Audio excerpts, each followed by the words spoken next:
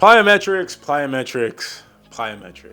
Every time I put plyometrics in the title of one of my shorts or on a YouTube video, the video blows up like almost every single time.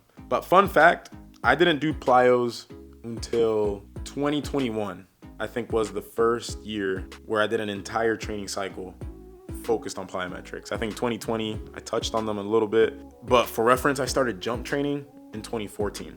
That means I went from a 24-inch vertical to about 45, 46 without doing a single plyometric. However, I still talk about them because there is benefit in doing them, and I use them to go from 45 to 50 inches. But for most athletes out there, they're not needed because most athletes out there are beginner to intermediate. Instead, you should be focusing on one exercise. That's jump sessions. I don't care if you're a volleyball player or if you're a basketball player or a track and field athlete, or if you're just trying to dunk. First couple of years of your training, the plyometric exercise that you should be implementing above any other plyometric exercise is a jump session. And I'm gonna teach you how to properly have a jump session, even if you are in season. Because if you're in season, you should not be doing jump sessions the way an athlete that's out of season or that's only focused on dunking should be doing them. Now, whether or not you're a basketball player, I think the best way to have a jump session is by getting an adjustable hoop, lowering it to a height that you can dunk, and then going out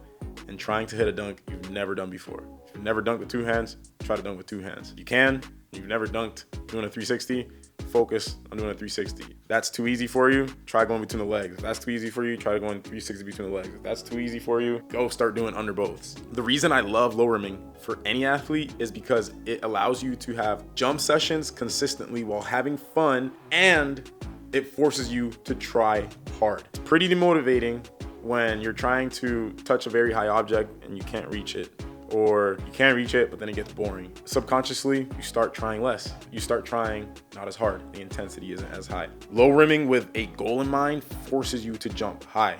And as you get better, there's always a harder dunk to do. And that's something you just don't get as a volleyball player or as a track and field athlete, because you have to force yourself to try hard. You might have adrenaline some days when you're having good jumping days, but the beautiful part about dunking is even if you're having a bad jumping day, there's always something that you can push yourself with. And when you're really close to hitting a dunk, the adrenaline naturally comes. It's naturally fun, which naturally pushes you to try harder. If you don't have access to an adjustable rim, the next best thing is finding an object that is really high in the air that you can almost touch or barely touch, and touching it over and over again. If you don't have either of those two things, but you have something to jump over, that's my next favorite way to have a jump session. Box jumps, jumping on things, jumping over things. Again, the common theme here is there's a goal in mind. You should always be jumping with a goal. And if things start getting too easy, that is a sign that you should be moving on to something more challenging. That is the secret. That alone will get you jumping higher than 99% of people out there. Combine that with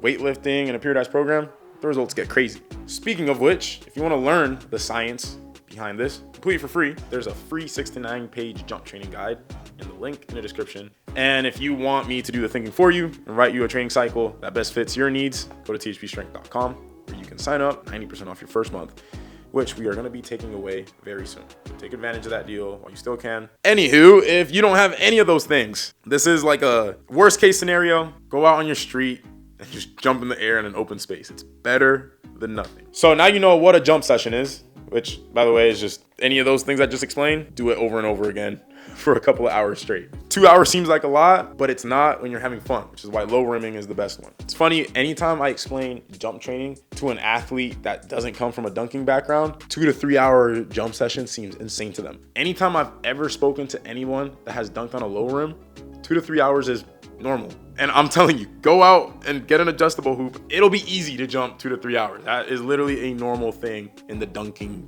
circles. Now, in terms of how to have the jump session, step 1, warm up. I do 3 to 5 sets of 30 to 45 second knee extension isometrics. Then I do a dynamic flexibility circuit. My specific routine is bodyweight squats, bodyweight lunges, leg swings, standing dynamic hurdler stretch, standing dynamic glute stretch, hinges, ankle dorsiflexion drills. I do about 10 reps at each of those things. Then I will do a sprint development circuit. Usually I just do high knees, butt kicks, A skip, B skip, 1 to 2 sets of 10 to 20 yards. And then from there, I do a jump buildup. So I start at 10% effort. If nothing hurts, go to 20%. If nothing hurts, go to 30%.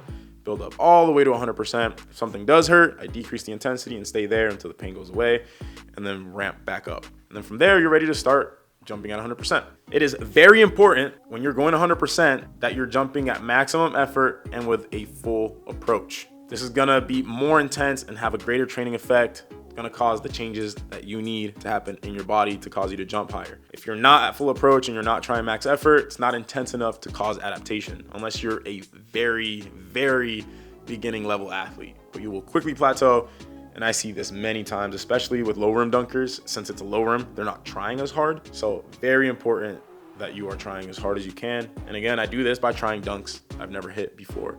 Whether it's the same dunk, let's say it's between the legs, you hit it on 8, try on 8.6, then 9, 9.6, all the way to 10. Or it can be the same rim height, but just try dunks that require more and more vertical as your vertical goes up. Now, let's talk about rest periods. How long should you rest? This varies dramatically. What I know you shouldn't do is treat it like a CrossFit workout and not rest at all. So you're just dunking and then going back and then dunking again instantly. You should at least rest 45 seconds to a minute in between jumps. This is because we want to go for quality.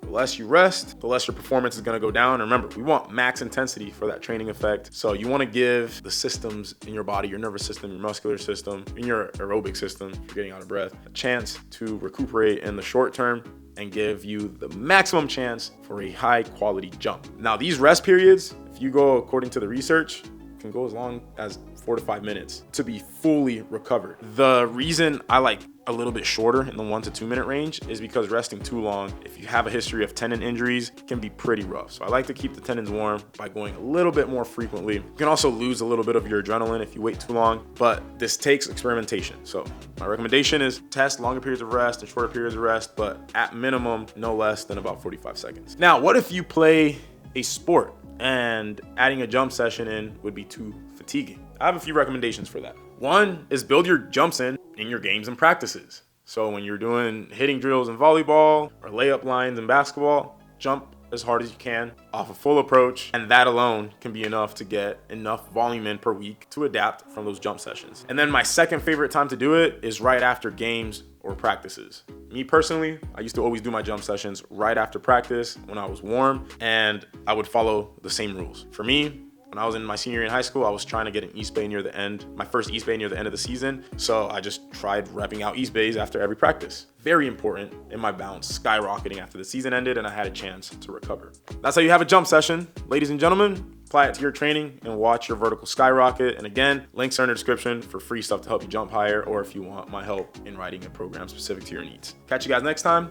Peace out.